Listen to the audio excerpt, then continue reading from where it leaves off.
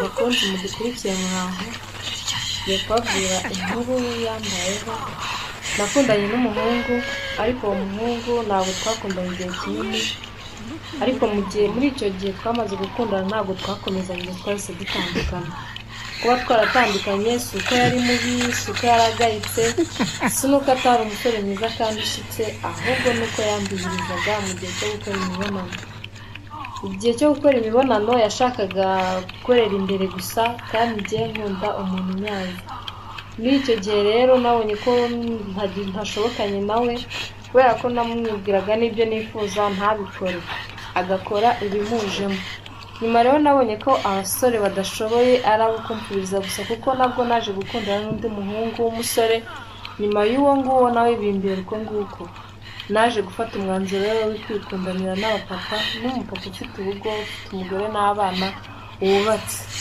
Uwo mupapa rero yambereye umuntu mwiza, ibyo nifuzaga byose akabikora neza nk'uko mbyifuza, kandi icyo namwifuzaho cyose akagikora. Uwo musaza yambereye mwiza, akajya andongora neza nk'uko nabyifuzaga, ibintu byose akabikora neza, nkumva nanamugabira ndamutse nifite nuko nanjye ntari nifite. Ariko icyaje kuba cyanciye n'intege cyane n'isaha, uwo musaza naramubuze, nabuze ahantu yagiye. Nyuma naje kumubura, mbura ahantu yagiye, najya muhamagara nkamubura, bimbera ikibazo gikomeye kuko nari maze kumumenyera cyane mwiyumvamo. Naje gushaka gusubira kuri wa muhungu aza kunsaba n'imbabazi, arambwira ati impamvu ntagukoreraga ibintu ngo wishime nk'uko ubyifuza ntacyo nari nakamenye ko twahuye nanjye ubwanjye ndi umwana. Ndababwira nti weho nimba warakuze shaka abandi bantu bari kuri level yawe, kuko level yawe narayirenze, ubu nsigaye nikundanira n'abapapa.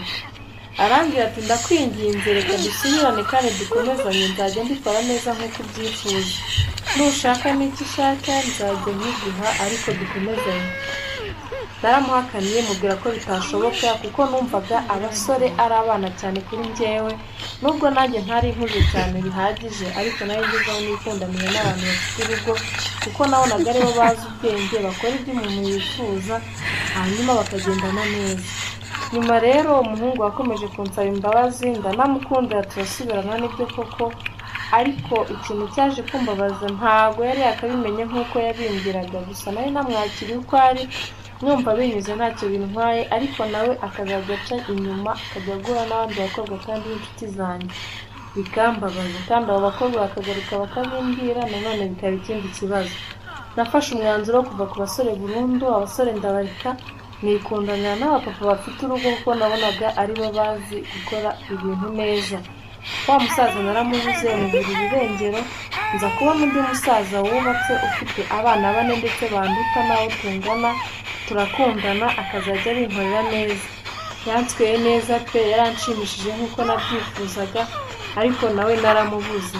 Ubu ndi mu gahinda gakomeye, mfite ikibazo gikomeye, umushyuko uranyishe, nabuze umuntu wankorera ibyo nk'uwo musaza yankoreraga.